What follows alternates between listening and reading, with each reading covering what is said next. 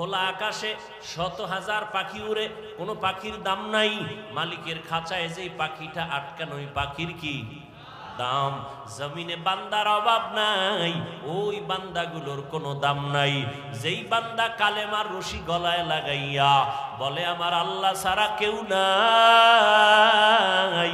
এই বান্দার মূল্য এত বেশি, এত বেশি, ফেরেশতাদের থেকেও আল্লাহর কাছে মূল্য বেশি।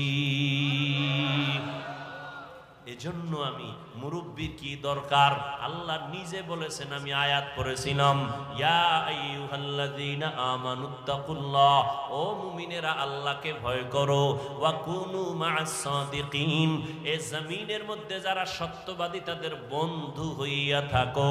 হাদিস পড়েছিলাম সংক্ষেপ, নবী বলেন মান তাওয়াযা লিল্লাহ রাফাআহুল্লাহ, আল্লাহ নবী বলেন যে নিজেকে